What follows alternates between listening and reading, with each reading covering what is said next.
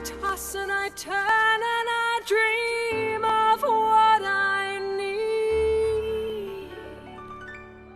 Welcome to MsMojo, and today we're counting down our picks for the best times DreamWorks villains made their true intentions known. Beware of spoilers ahead. Find this panda and bring him to me. Yes, sir. Number 10, General Mandible, Ants. You're crazy. I believe history will see things differently. Notwithstanding the drama with Pixar and A Bug's Life, DreamWorks fans remember Ants for its star-studded cast of insect characters. Gene Hackman voices General Mandible, who at first appears to have noble intentions for the colony. He preaches about a new life for ant kind, replacing old traditions with efficient new practices, and other things you'd expect to hear from a leader. A fresh start. Imagine it. A strong colony, sir. A colony we can be proud of. After a while, however, we learn of Mandible's plans to seize power over the monarchy by sacrificing countless lives. It's probably fair to call him the most ruthless would-be dictator to ever exist among animated bugs. We will rinse away all the filth from our gutters. We'll start anew, with you by my side as my queen. Number 9, Tzekel-Kan, The Road to El Dorado. This 2000 buddy comedy has more than just laughs and stunning animation. It also has an antagonist that you wouldn't suspect.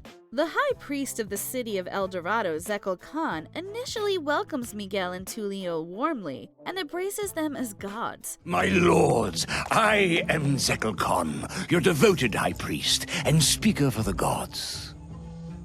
Hey. Of course they're lying, but that's beside the point.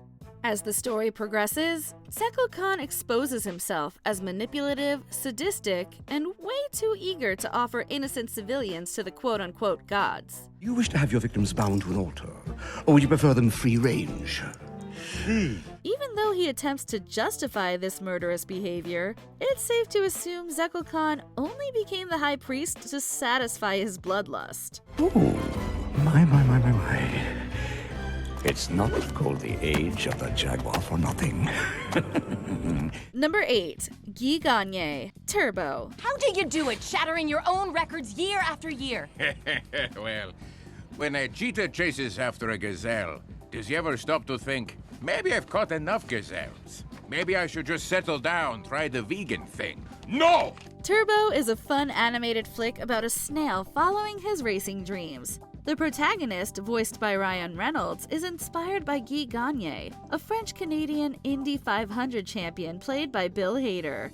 But Gagné soon reveals his true nature. He is cold-hearted, scheming, and willing to be underhanded just for the sake of winning the race. Because of you, the whole world will be watching this race. And when the checker flag drops, they'll be watching me win. There's even a point near the end where he tries to squash Turbo. As a whole, the movie is pretty lighthearted compared to many others on this list. However, there's an important moral to be found here. Not everyone is who they seem to be, even if they were once your idol. I will not lose to a snail! Number 7, Lord Shen, Kung Fu Panda 2. Do you actually believe this is the warrior destined to defeat me? There have been a few installments in the Kung Fu Panda saga, and they've featured a lot of formidable villains. Lord Shen of the second film can easily be called the most deadly. If Shen continued down this dark path, he would be defeated by a warrior of black and white. But this conniving peacock didn't start out that way. Portrayed by Gary Oldman, Lord Shen was born into royalty as the heir to the throne of Gongmen City.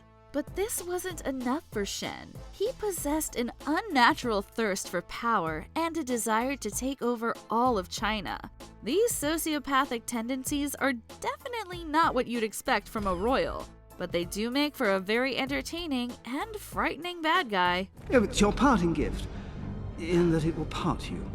Part of you here, part of you there, and part of you way over there, staining the wall. Number 6, Humpty Dumpty, Puss in Boots. How long are you gonna hold a grudge? It's been 7 years.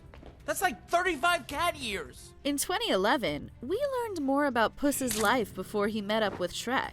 The mysterious, boot-wearing swashbuckler grew up in an orphanage where he became close friends with an eccentric talking egg named Humpty Dumpty. We go up the Beanstalk Outlaws, and we come down legends. So what do you say? Partners? Humpty took Puss under his wing, and the two took a solemn oath to be brothers forever. But Puss soon learned that his comrade is not who he thought he was. After unwittingly taking part in a robbery attempt and becoming a fugitive, Puss steers clear of Humpty until the events of this movie, wherein the latter betrays him once again. This little adventure was about one thing: revenge. Arguably, Puss's brotherhood with this bad egg shaped the anti-hero aspect of this character. Number 5. Rameses, the Prince of Egypt. DreamWorks loves to play with the relationships between old friends. Very well, Moses. I'll play along. In some cases, the buddies reunite by the end, but not in 1998's The Prince of Egypt. This underrated classic profoundly presents the story of Exodus in a way that's pretty accurate, but still manages to be family-friendly. One creative liberty taken here is the close bond between Moses and his adopted older brother Rameses. I am the morning and the evening star. Rameses. It shall be as I say. The character is an especially heartbreaking version of Pharaoh from the biblical tale. He and Moses were inseparable growing up. But when Moses returns to Egypt to free his people, Rameses, desperate to follow in father's footsteps, won't budge. Thus, Moses is forced into a battle with the person he once loved more than anyone. I do not know this god. Neither will I let your people go. Number 4. Dave, aka Dr. Octavius Brine, Penguins of Madagascar.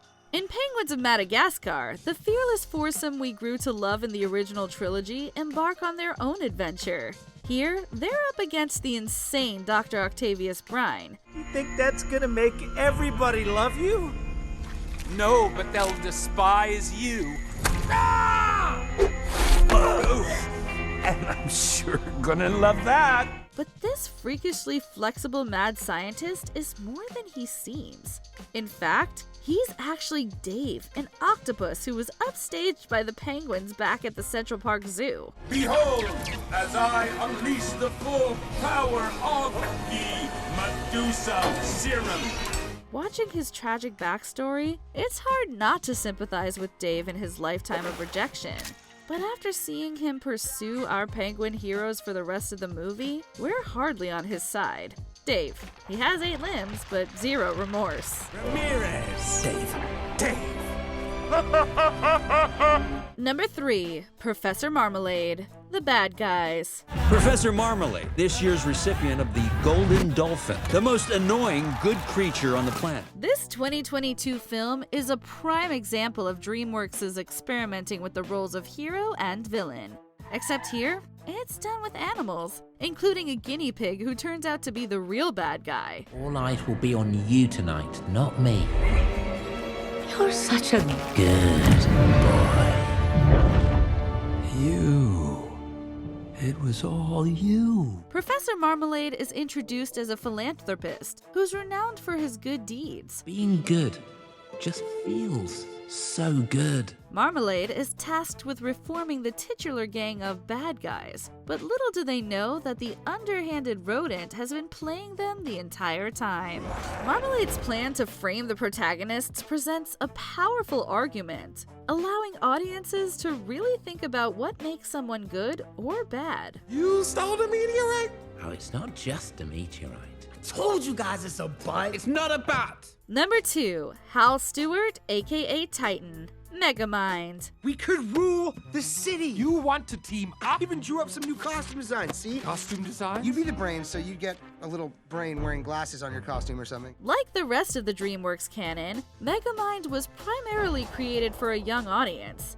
Even so, the film offers a poignant message about good versus evil. Hal Stewart is introduced as a dorky, awkward cameraman who's hopelessly in love with news reporter Roxanne Ritchie. Other movies might have taken a more familiar route, making a lovable doofus like Hal the hero. Instead, when he is unexpectedly injected with superpowers and subsequently rejected by Roxanne, he turns to the dark side, wreaking havoc on Metro City as Titan. No, you're a hero! Being a hero is for losers. It's work, 24/7, and for what? Some villains are born, but others, like Hal Stewart, have evil thrust upon them. Hey, look, I'm not sure where to go with that! Before we continue, be sure to subscribe to our channel and ring the bell to get notified about our latest videos. You have the option to be notified for occasional videos or all of them. If you're on your phone, make sure you go into your settings and switch on notifications. Number 1. Fairy Godmother, Shrek 2. You better get in. We need to talk. This glamorous but nasty sorceress is proof that evil often lurks where you least suspect it. Voiced by the hilarious Jennifer Saunders, Fairy Godmother appears benevolent at first, offering to provide Fiona with everything a princess needs. But in a chilling reveal, we learn that her so-called wish-granting isn't rooted in sincerity. Indeed, all she cares about is maintaining a twisted version of order in the kingdom of far, far away. One that gets her and her son power. Oh, believe me, Harold, it's what's best. Not only for your daughter, but for your kingdom. Even when she sees the lengths Shrek will go to prove his love for his wife, Fairy Godmother does everything she can to warp situations and perceptions. It's all to suit her own happily ever after. Plus, she has a killer song number. Alright, big fella, let's crash this party! Did any of these DreamWorks villain reveals take you by surprise? Feel free to discuss in the comments. After seeing how awesome I am, you finally come to your senses. Well, I'm over you. Do you agree with our picks? Check out this other recent clip from MsMojo. And be sure to subscribe and ring the bell to be notified about our latest videos.